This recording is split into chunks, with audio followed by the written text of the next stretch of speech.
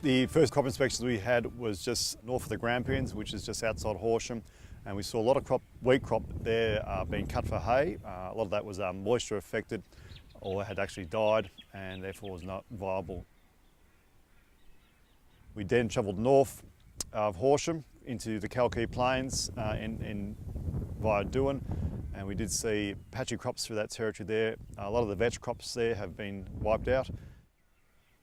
But then we proceeded to head west of Horsham, where the crop did start to get a little bit better. And as we headed into that territory of Nattymuck into Mount Arapiles, the crops there were very good. Both wheat and barley, and very good canola crops. As we headed towards the Imbula from Nil, a lot of crop there had either been cut or was being cut for hay. A lot of stunted crops as well.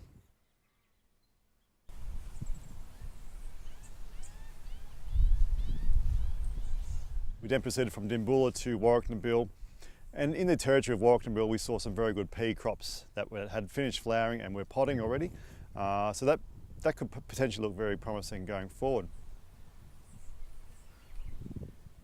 And we proceeded to head from Warwicknabill into Donald, which a lot of the area had been obviously moisture affected.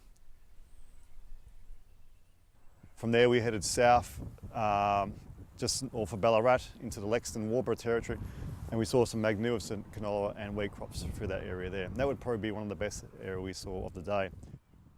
But obviously it's a high altitude area compared to where we had been, and going forward that was probably the best ones we saw. My advantage of going to do a crop inspection, it enables me to build that relationship with the grower and the grower broker to benefit the business in the long term.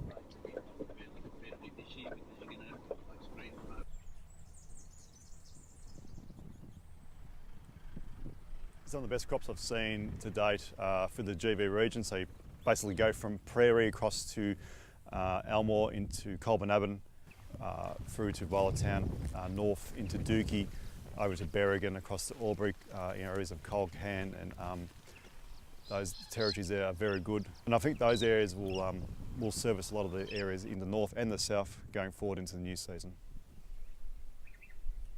The biggest thing for us as a consumer is just securing supply, which enables us to continue, with our buying patterns, and be mindful that the exporter is there as a competitor, and also ensuring that we are buying grain at a fair price to put into our rations.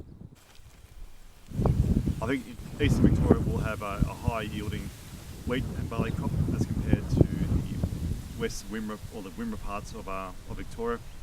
The areas of the Mallee is going to be a 50-50. I think overall we'll start to see around 7 to 8 million tonnes produced, but at the same time we have to be mindful that we are competing with the exporter, and as a domestic consumer we need to be competing with those guys and be vigilant of what the crop size is and what is actually being delivered to the bulk handler, but also available on the market to buy.